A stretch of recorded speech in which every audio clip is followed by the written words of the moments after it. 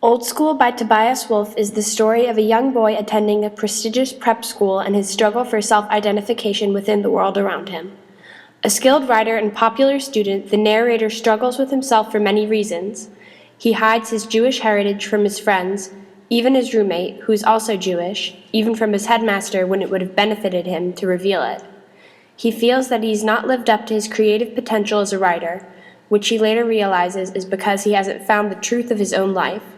He has trouble fitting in with his wealthy classmates and goes to great lengths to conceal the fact that he's on scholarship to the school. Tobias Wolff is an American author born in Birmingham, Alabama.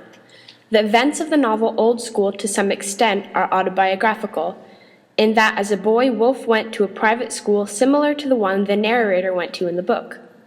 Also like the narrator, he joined the army and was interested in becoming a teacher. Wolff definitely feels a great connection with the narrator of this novel as well as those of his other works. Although this book is well written, the fosterization element is rather weak. There is a present quest, but it is one that the narrator undergoes internally and is not entirely resolute by the end of the novel. Wolff uses the seasons to accompany the various feelings of the protagonist, as well as communion to highlight the bonding of him to his peers. But other than that, the examples of fosterization within the novel are either flimsy or non-existent. The main literary element of this book is characterization. The characterization of the protagonist of the novel is extensive and delves deeply into his self-identification issues. The other characters in the novel are all sure of themselves, some even in an overstated way.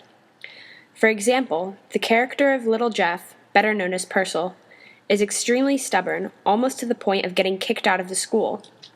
The narrator, on the other hand, hides his Jewish heritage because it sets him apart and will make others view him as an outsider. He also quits smoking cigarettes even though he's severely addicted out of fear of being expelled from the school. The narrator is constantly seeking an outlet through which to express himself, and although writing occasionally suffices, he resorts in some instances to plagiarism, believing that he can better experience his own feelings of apartness through the writing of others. Furthermore, the narrator is never named. This could also be a point of his anti-identity throughout the novel. On the readability scale, I would give this book an 8.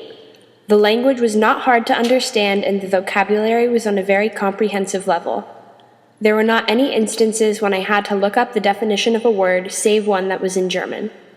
Overall, this book was very easy to understand and the language was not difficult. On the literary scale, I would rate this book a 4 out of 10.